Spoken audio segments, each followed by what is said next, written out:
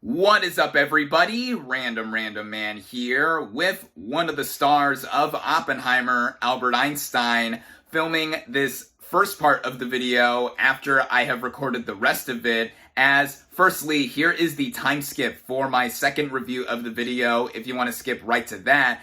And I'm also here to explain that I filmed both of these reviews separately, and it shows why I am wearing different outfits between both of them, and why my voice sounds different between them too. As I woke up this morning not feeling the greatest, I did feel better as the day went along, and I always intended to review both of these movies in one video. Given the cultural phenomenon the internet has touted this bit of counter-programming in theaters to be, it's just gotten a lot of people hyped up and excited to go to the movies to see these films, and they're already making boatloads of money, but apparently not enough for their respective studios to be happy and fairly compensate those involved, it seems. Yeah, I haven't addressed this on my channel yet, but I am in full support of the strikes that are happening with the WGA and SAG-AFTRA. I stand with the writers and actors. Hopefully they get what they deserve and more, as this is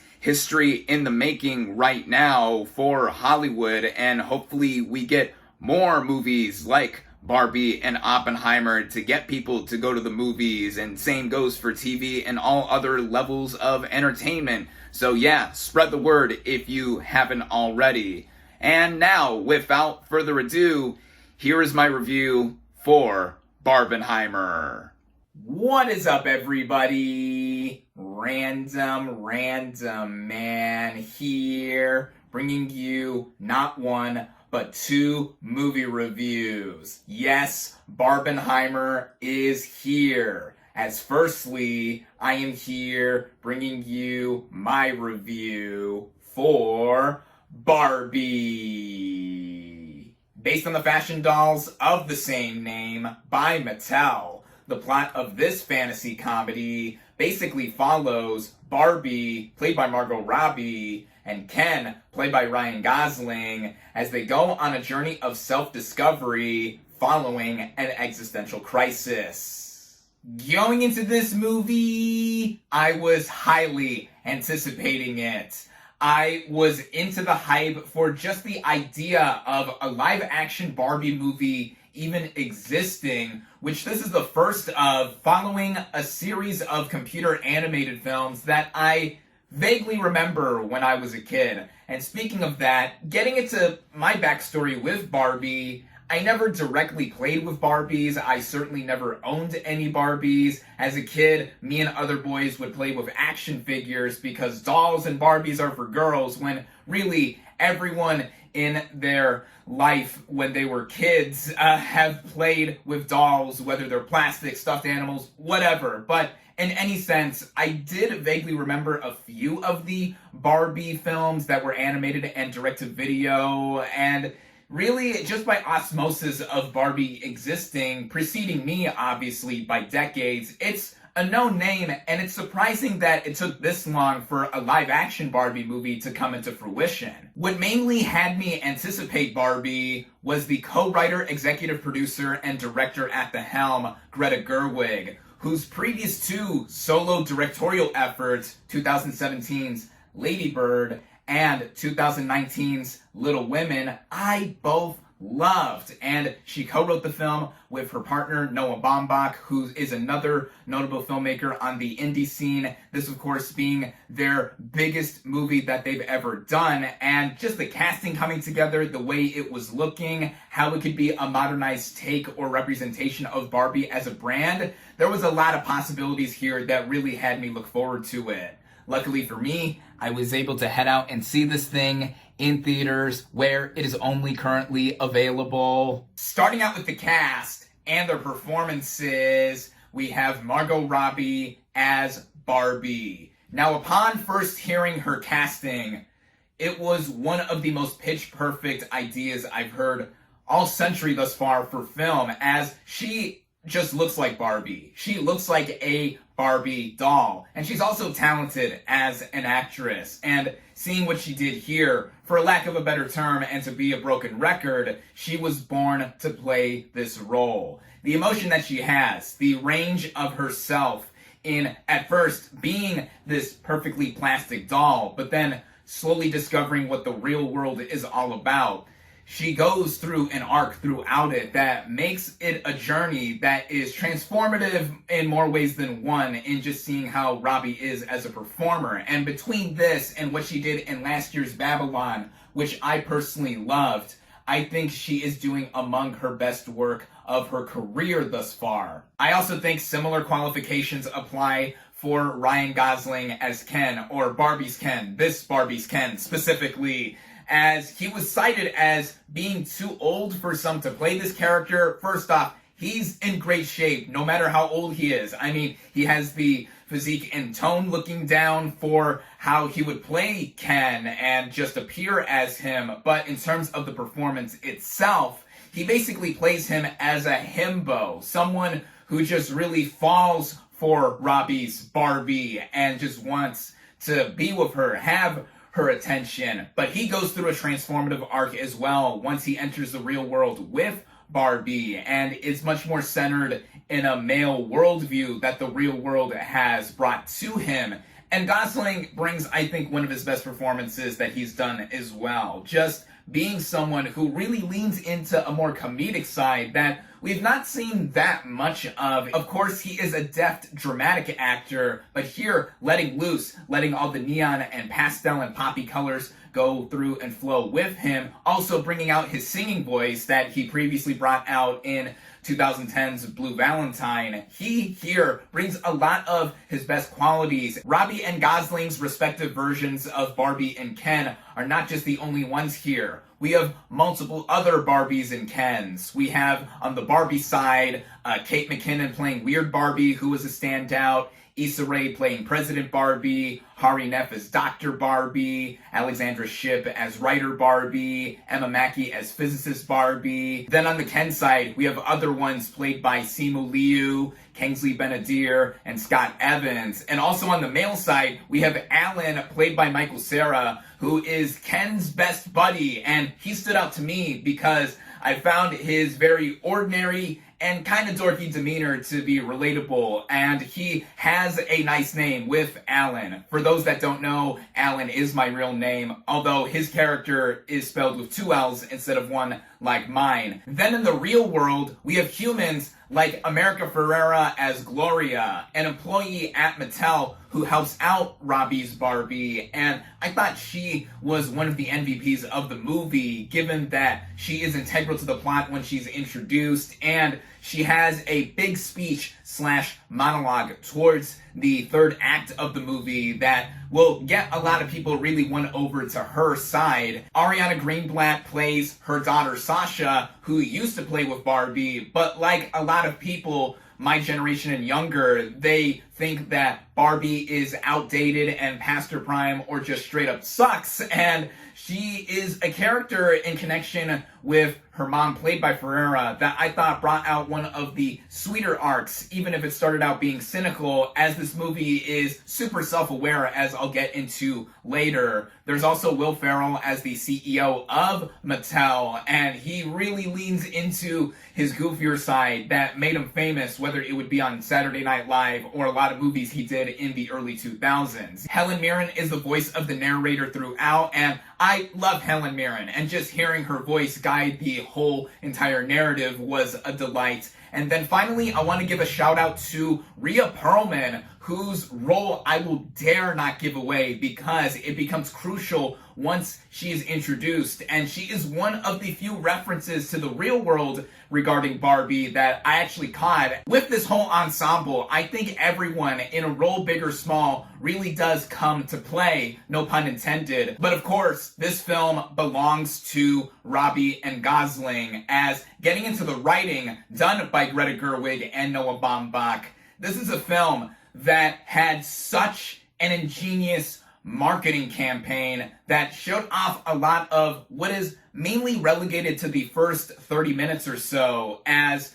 before the movie even came out, I was aware of rumblings in that this movie was a lot more thematically driven than the ad campaign was letting on, which gave me an appropriate mindset to go into this movie for. And with how it is initially set up, the movie is showing off the regular in and out daily life of Robbie's Barbie in that it's perfect. Yesterday, today, and tomorrow. It's all the same thing over and over again. And then when in the real world, that is when the movie does also lay it on thick in terms of being something of a feminist message, an empowering message. Given that Barbie is now being represented in the year 2023, there was going to be some more thought beyond the idea of any girl aspiring to be like one of the many careers that Barbie has done in the toy line. And for those that were expecting the film to just be a fun party like the marketing and first half hour or so have shown, then they'll be in for a bit of a surprise for how the movie is very much talking to us, not just on a meta level with the humor, but with how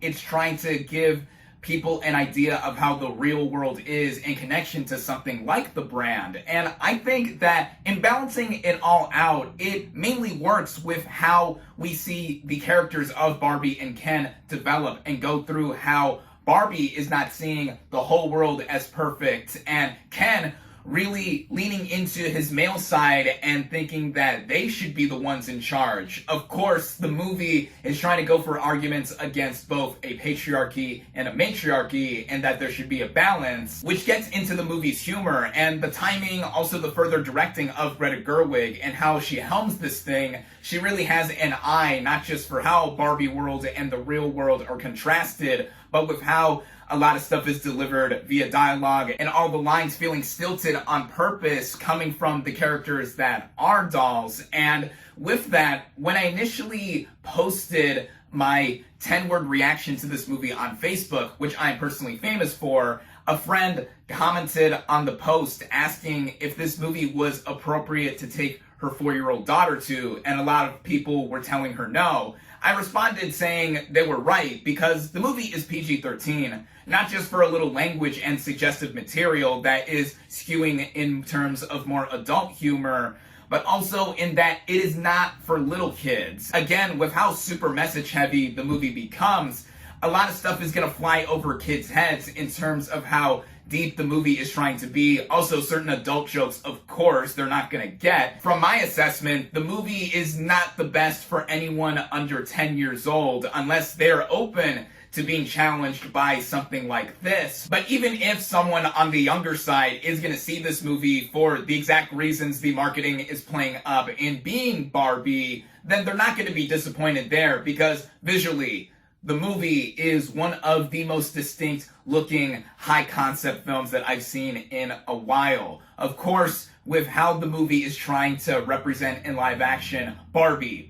world, how the entire universe of this brand works, this film is second to none. The set design by Sarah Greenwood and Katie Spencer deserves a huge shout out because apparently there was a shortage worldwide of pink paint, and you'll see different shades of pink across the movie. Think pink, or as Lizzo's song early on says, pink. Yeah, it's all a world of pink. And even how it looks like it would be a literal life-size Barbie playset with a dream house or just the entire world that we see, the beach setting, everything else. It is also clearly inspired by a lot of films that are famous from decades past from legendary directors like Pedro Almodovar, or one specific influence for Gerwig was Jacques Demy's Le Périple de Cherbourg, or The Umbrellas of Cherbourg, in terms of the coloring and even the tone initially. The costume design by Jacqueline Duran, who previously worked with Gerwig on Little Women, and she won the Oscar for Best Costume Design for, wow, top tier as well. Everyone looking like they are life-size dolls with their clothing, and again, the coloring, the popping pastels, and everything else that we would see in association with Barbie. The way it is shot and framed by cinematographer Rodrigo Prieto. Orale, Mexicano! Sorry about that, but the way that he does film the movie, it is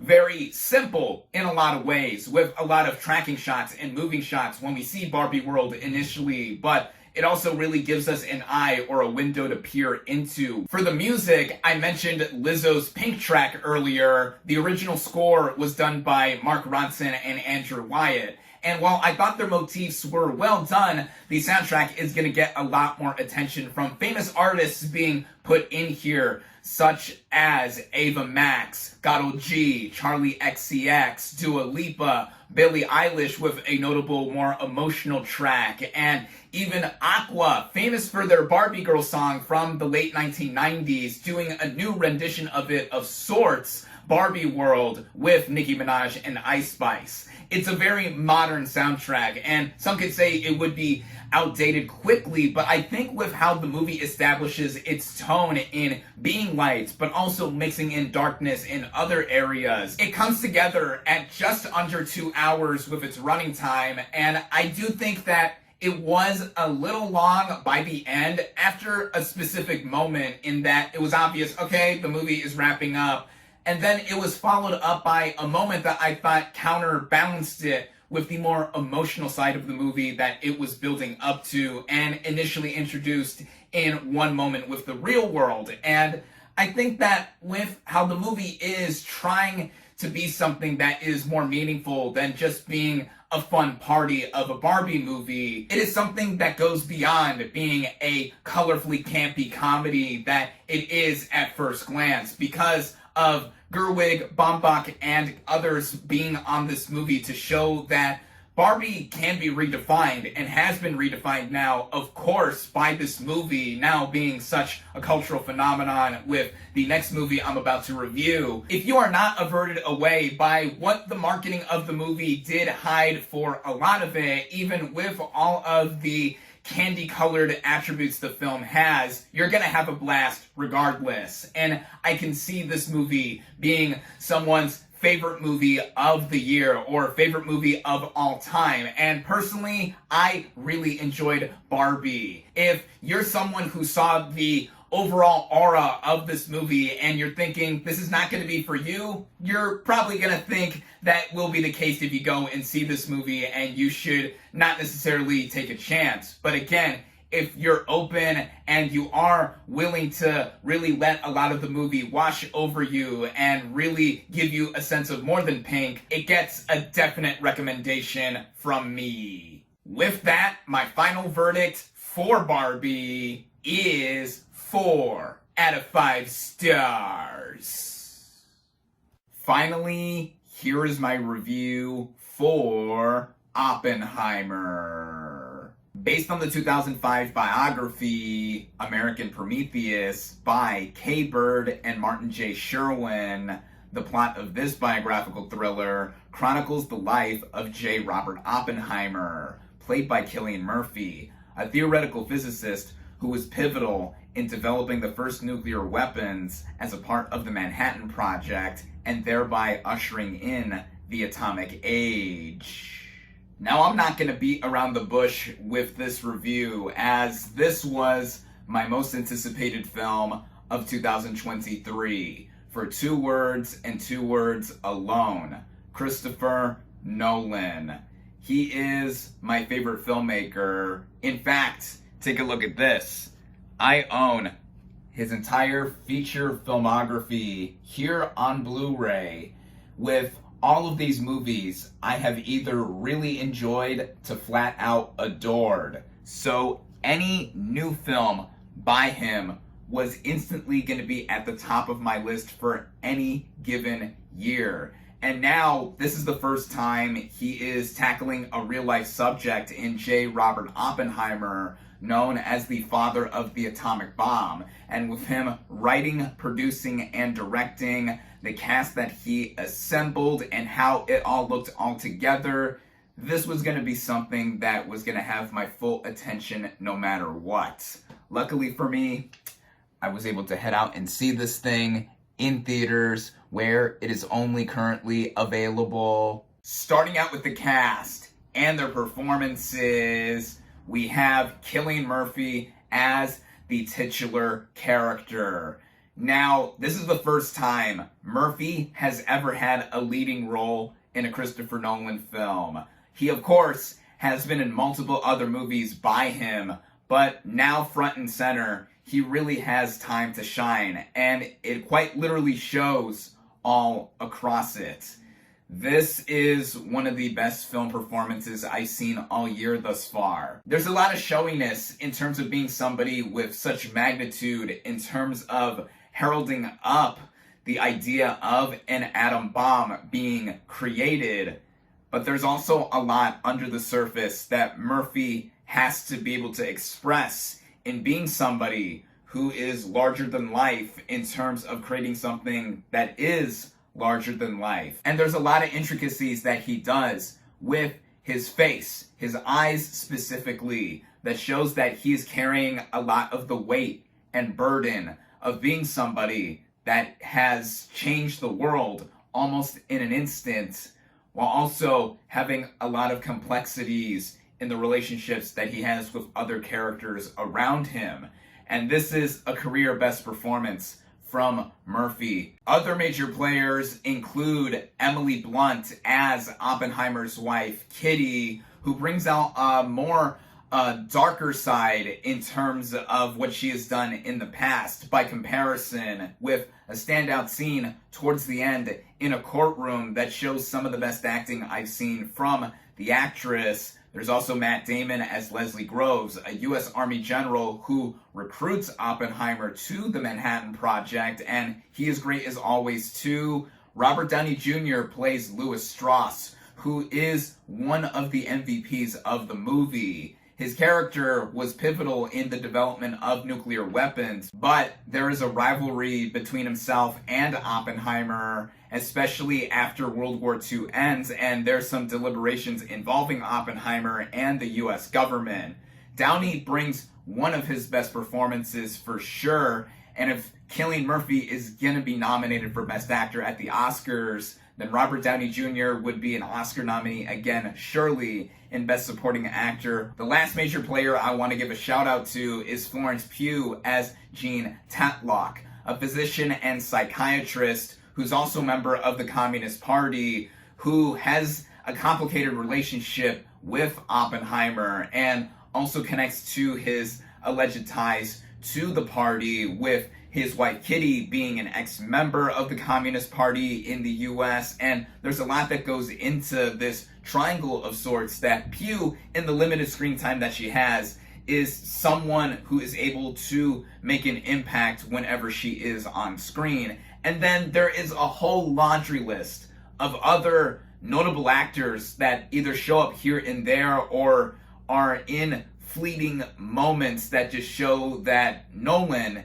has really gathered a who's who in Hollywood for a part, big or small. And everyone here really does give it their all. But I think Murphy and Downey are going to walk away with Oscar nominations from this film. And with the writing and directing by Christopher Nolan, what he does here is, again, tackle a real-life subject for the first time in his filmography. And what he does is all him. Trademark Nolan through and through. In us following Oppenheimer from his early days as a physicist to being hired to the Manhattan Project, and then the security hearing involving him possibly being stripped of his security clearance due to his alleged ties with the Communist Party. All of that coming together, you see a life literally be portrayed on screen. Nolan has emphasized how important he thinks Oppenheimer is as a figure, and watching the movie without any prior knowledge of him, one could definitely see that, as he is played up to be someone who is really at the center of creating something that has changed the world. But like any other film he has done, Nolan does not like to put himself in a box in terms of narrative, as it is told in a non-linear fashion, going back and forth between what we see in Oppenheimer's life mostly playing out in color, and then the black and white sequences showing mainly the security hearing and having it told mainly with Strauss trying to show what he is doing in contrasting with Oppenheimer. And the main through line of the biography of Oppenheimer being told is there, yet it keeps the film interesting to where we are not just seeing a straight biopic. The film does mainly amount to a lot of scenes with characters sitting around and talking, a lot of dialogue here, but Nolan has a proficient pen in his arsenal to where everything is more than engaging. Between how the movie breaks down the physics that go into making an atom bomb and how the characters all view each other, this is a film that is riveting without having a lot of action in it. Of course, it all builds up to the big moment of the atom bomb test at Los Alamos in New Mexico, where a lot of it does take place within the middle section. Yet it also makes for a lot of food for thought in terms of morality, like what Oppenheimer poses for himself, what he thinks even after the atom bombs are used in World War II to decimate Hiroshima and Nagasaki in Japan. We see a man who is built up to such pedigree and is brought down by the same system that brought him up in the first place. And Nolan's hand in focusing it all, and in terms of directing, he directs the crap out of this movie.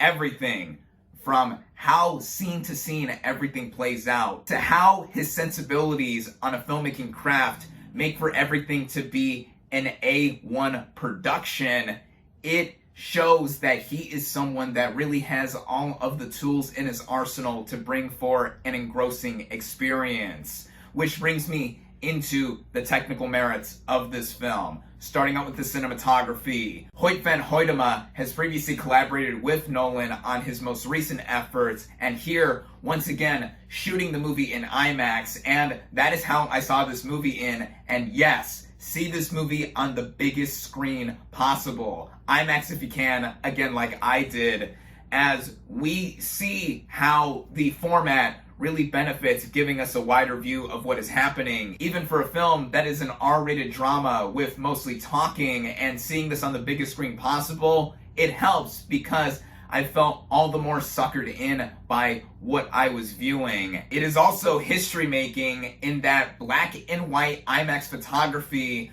was done for the first time with this movie, as Nolan, prior to this, with The Dark Knight in 2008, had it become the first major motion picture to have entire sequences done in IMAX. And yeah, to say this movie is gorgeous looking is an understatement, with how the camera really reels in and brings us closer to characters in close-ups, specifically with Murphy having a lot of emotion, all the cogs turning in his head just from seeing his expressions, and then just the vast landscapes like we see at Los Alamos. This and other visuals like we see with the costume design and production design, and the lack thereof in terms of visual effects. As Nolan claims, there are no VFX shots in this movie, and when we build up to the bomb test sequence, it is a wonder to behold, and it really made me wonder at times, how was this even pulled off? How did they do that?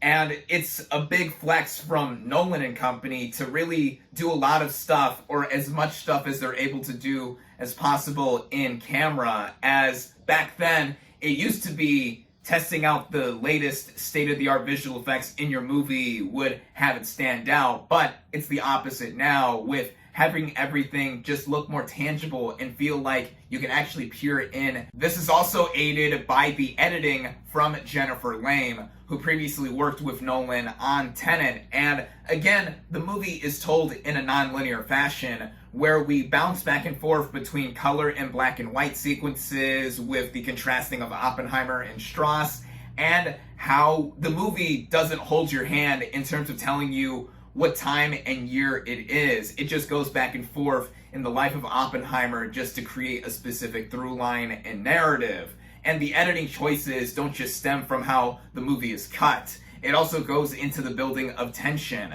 the perspective and point of view of Oppenheimer himself, just with how he is feeling, all the stress that he is taking in, and how we see certain visions from him, how he imagines certain particle effects to be played out in his mind, one from the passion that he has for being a physicist, and then also just seeing what the world would become after this weapon he has created has come into fruition. Another big asset to this movie is the original score by Ludwig Göransson. Previously, he worked with Nolan on Tenet, and here he creates one of the most unique scores I have heard in a while. This is certainly the best score of the year, as he brings in a lot of classical and orchestral sounding motifs with the movie that are further layered and mixed in with electronic stuff that he did previously with Tenet, and it just makes for something that is one of a kind in being used with a story like this that is a period piece, and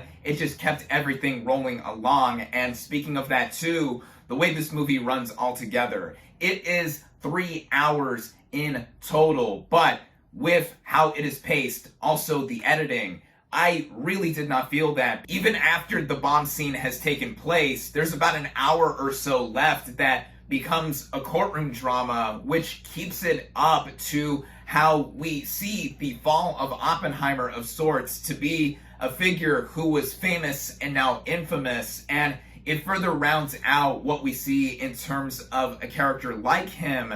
This is a character study. It's a piece that makes us question a lot of what the government in the film's context has done, and also just further thinking of bigger ideas beyond the atomic age. There's a lot of parallels to what we see today in AI, or artificial intelligence, being the new atomic weapon. Of course, none of that is referenced here in Oppenheimer, but that just stood out to me upon seeing this movie, because back then, everyone was afraid of a nuclear holocaust happening. There is still fear of a nuclear war and aftermath of that happening when put into the wrong hands, as Oppenheimer also thinks. That ultimately also makes me think that this is an important movie to see, both from a historical context and how one Christopher Nolan has made his best work yet. And I do mean that in terms of what he has done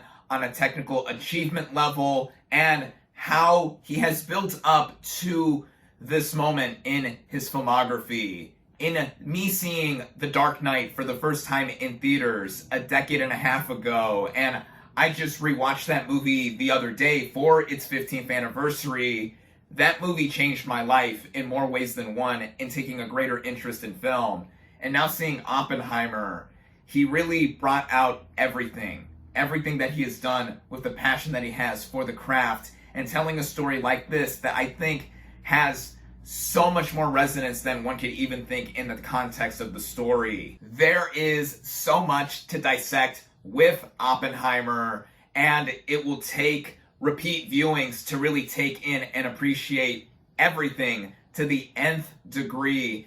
And with how the movie has basically become something that is not just part of the cultural phenomenon that the previous movie I reviewed had made them both out to be, it has made Nolan further cemented in my mind as my favorite filmmaker working in Hollywood today, one of the best filmmakers of our time, and now with this movie, I think he has created his magnum opus. The Dark Knight will forever remain one of my favorite movies, but I think that Oppenheimer is the masterpiece of Nolan's career that will further make him show that he has taken something that has been brought out and become one of a kind in terms of the cinematic feel and just all around backing up of the art form to be something that really transports us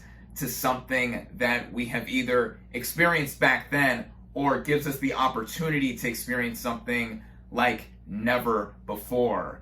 In case you couldn't already tell, I adore Oppenheimer. And before my voice further gives out from talking about this film, and I could go on and talking about it, I'm just gonna say that it is your duty to go out and see this film as soon as you can on the biggest screen you can. This is a 3-hour epic, tragic biopic, and it's the best movie of 2023 thus far. It is my personal favorite movie of the year so far. I cannot recommend it more highly enough. With that, my final verdict for Oppenheimer is 5 out of 5 stars.